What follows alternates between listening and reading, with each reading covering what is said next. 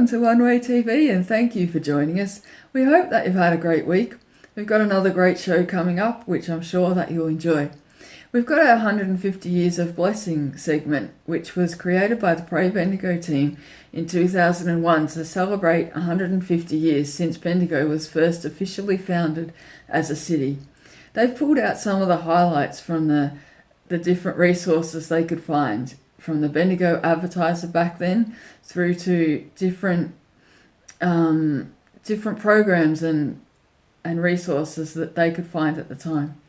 They couldn't cover everything because otherwise we'd be here for 150, 60, 70 years. But they have found out some of the highlights and some of the areas that God has blessed us. So we do hope that you'll enjoy that over the next coming weeks. Again, don't forget to set your alarm, and 7 p.m. Fridays or 9 a.m. Sundays, and we'll see you then. Bye.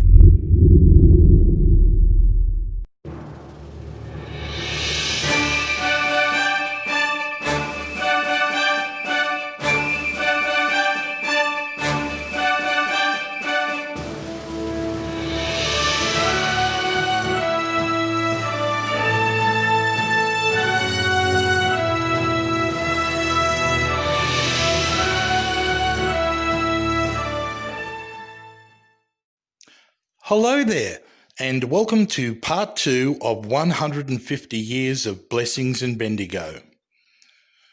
Bendigo was considered a forest city, like Edinburgh, Berlin, and Naples. Trees were everywhere. There were 75 plus miles of trees. Agriculture of the land in the Bendigo area, called the Golden Centre, has produced food and fibre worth millions and millions more dollars than the precious metal. Mr. Knight, pioneer horticulturalist, grew exotic plants and flowers.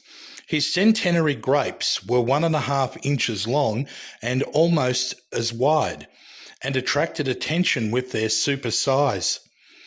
Mr. McDougall produced fine specimens of grain in the colony at Muskerry in the 1860s. 3 Protestant missions to the Chinese were established in Victoria. There were many factories in Bendigo to support the vegetable and fruit growing regions. These included such factories as White Crow, Rosella, Kia Ora, Legos, and the Bendigo Preserving Company. Large consignments went to Melbourne, up to 2,500 cases a day being consigned by rail. Also, the Bendigo Music Conservatorium was very important and fostered many talented musicians. In 1848, the oldest vineyard established by Mr. Bennett's on Muskerry Sheep Station area became one of the most famous wine districts in the world. 1851. Number 1. Mrs. Kennedy and Mrs. Farrell are the first ones to find gold along the Bendigo Creek in what is now known as Golden Square. Number 2. Victoria separated from New South Wales. Number 3. All 603 men on Bendigo goldfields united for Christmas dinner. Okay, that's all for this week. We will be back next week with part 3 of Blessings in Bendigo. Bye. Hi there, it's Andrew Behrman again. Last week Julie mentioned a few things about miracles, and Julie asked me to share a little testimony of some things that have happened to me over a course of time.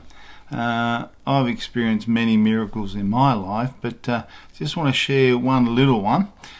Some time ago, many years ago actually, I worked in a company and made the biscuit trays, and I was in charge of an engineering workshop, and I generally get on well with everyone. And there was an incident where one of the employees that was working there, who I thought at the time was a good friend, he was welding in another room.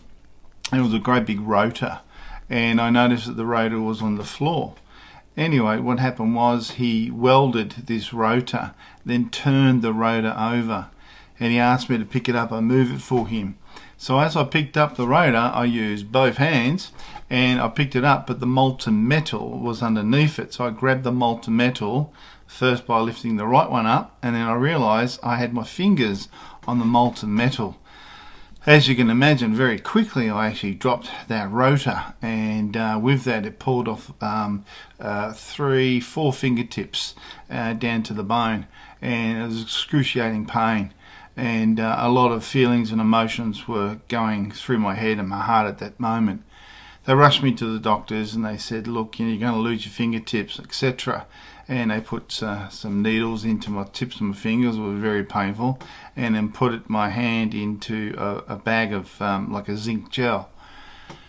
Anyway, from there I went back home, and I went through such a period of pain and anger and anguish and blaming everybody for what happened, and I was taking it out on God, saying, how could you let this happen to me? I've done all good things for you. And it was, oh, woe is me type of attitude. So I remember I kept going in and out of the freezer and putting my right hand into the freezer just to take the pain away, because it was so bad. Anyway, this went on for a course of quite a few hours of just crying out to God and just pouring my heart out and feeling the pain in my fingertips. And you can picture the fingertips, they just looked like jelly. It was terrible.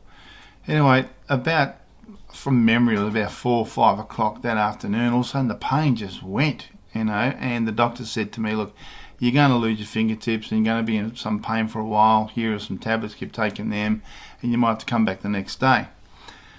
Anyway, as the story goes on, the pain just went. I thought, oh, the pain's gone. This is amazing.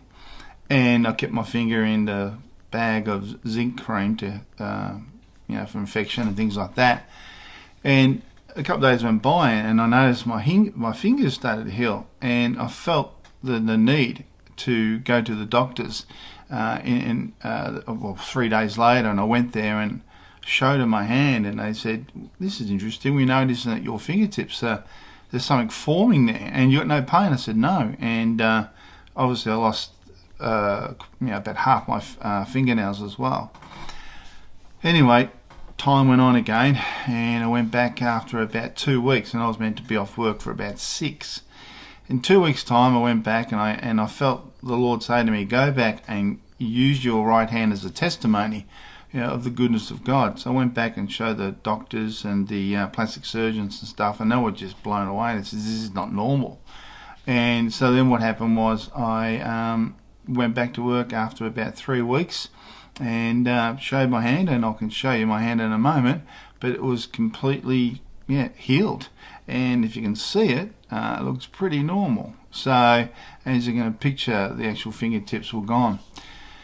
Time went on, and I felt the Lord say, now go to the person who actually did this to you and forgive them. So I went to the person's house and to say, how are you? And I forgive you for what you did to me, because he did it to hurt me, and to this day I still don't know why. And then someone came out, and I put some brochures under his door about Christ and stuff, but I found out later that, where was he? He wasn't back at work and stuff like that. And the boss said to me, he said, look, he's not there no more. He's gone. I said, why? Well, he had a car accident, and saying he was lucky to get out of it. They had jaws of life to get him out of it, and he never came back to work again. And the Bible says, God protects the ones he loves. And he protected me, and he healed me, and that's my miracle. And he spared, obviously, the life of this other person who tried to bring harm upon myself. So that's the goodness of God, and that's a miracle. And now I've got my fingertips, and I always look at my hand, and I always remind myself how God healed me from that terrible moment. And I use it as a testimony as I am now to show that miracles do happen. And I've got many other stories of miracles that have happened in my life. You just have to ask Julie that. But that's just a simple one to encourage you. No matter what happens in your life, he will heal you if you reach out to him and you express how you feel. So to God be the glory, and look, have a good day.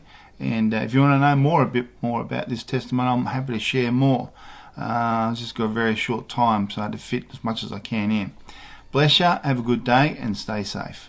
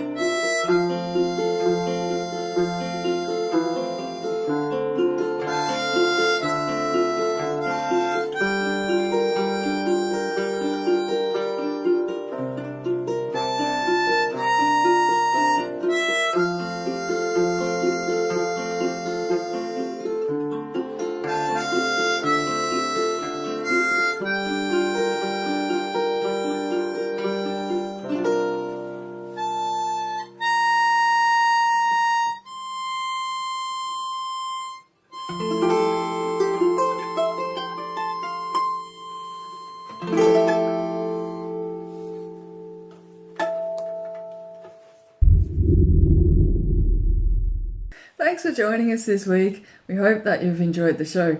We'll catch up with you another time, hopefully next week, 9 a.m. Sundays or 7 p.m. Fridays. And don't forget that if you'd like to contribute in some way with something that you've been doing, something crafty or something, potting a plant or changing a tyre, if you've done something interesting and would like that to make the show, let us know and we can include that too.